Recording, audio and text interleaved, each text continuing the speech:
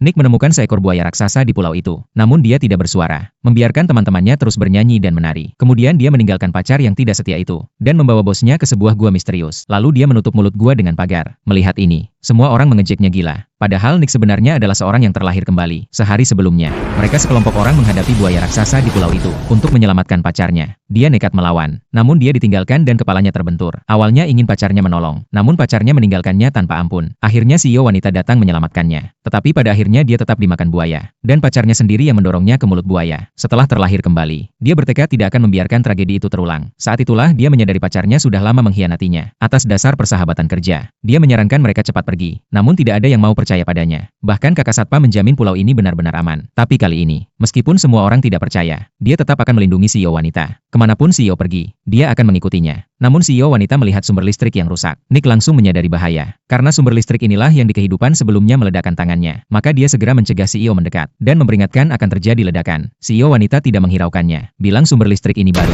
Namun detik berikutnya, sumber listrik itu meledak. Keduanya terseret oleh ledakan. Saat itu CEO wanita akhirnya percaya ramalannya. Nick semakin yakin semua ini akan terulang. Berdasarkan perhitungan, badai akan datang pukul 8 malam. Buaya raksasa akan menyerang mereka seperti sebelumnya. Ledakan menarik perhatian orang-orang. Nick memperingatkan mereka. Pukul 8 malam cuaca akan memburuk, dan seekor buaya raksasa puluhan meter akan merayap ke darat. Namun semua orang tidak percaya. Mereka mengira cuaca cerah. Bagaimana mungkin ada badai? Bahkan ada yang curiga ledakan itu sengaja dibuatnya. Hanya CEO wanita yang mau percaya. Dia ingin rekan-rekannya tetap waspada. Tetapi semua orang menganggap Nick berlebihan. Nick tidak peduli lagi. Dia langsung memanggul ransel, menyuruh CEO mengikuti dirinya. Saat pergi, Nick memberinya sebuah alat. Namun mereka tidak menganggapnya serius. Padahal sepasang mata sedang mengawasi mereka. Dan mereka tidak punya perahu untuk pergi. Hanya bisa bersembunyi di gua. Karena di kehidupan sebelumnya, hanya yang bersembunyi di gua yang selamat. Maka kali ini dia membawa CEO lebih awal untuk berlindung. CEO wanita tidak mengerti mengapa pacarnya tidak dibawa. Nick dingin menjawab, orang yang mengkhianatiku tidak layak diselamatkan. Mereka segera menyiapkan banyak kayu. Tidak hanya untuk menyalakan api, tapi juga untuk menutup mulut gua. Selama ada cukup api, buaya tidak akan mendekat. Sementara rekan-rekannya di luar masih bersenang-senang dengan lampu terang. Tanpa menyadari bahaya mendekat, Nick segera mematikan listrik mereka. Tindakan ini justru menarik buaya ke air. Pacar marah menuduhnya membuat keributan. Langsung menyuruhnya pergi. Kalau tidak, mereka akan putus. Nick berkata tidak perlu berpura-pura. Dia sudah tahu pacarnya dan rekan-rekannya mengkhianatinya. Pacar masih berbohong, mengaku tidak mengkhianatinya. Namun rekan langsung memeluk pacarnya, mengakui mereka sudah lama bersama, karena rekan lebih tampan dan kaya. Pacar menyukainya wajar saja. Nick berkata, orang yang bisa mengkhianati sekali, bisa mengkhianati lagi. Pacar langsung menyalakan listrik lagi. Mereka melanjutkan pesta. Melihat ini, Nick tidak ingin lagi mengurusi mereka. Dia berbalik dan membawa CEO pergi. Namun saat itu, bayangan hitam di bawah air perlahan mendekati pantai.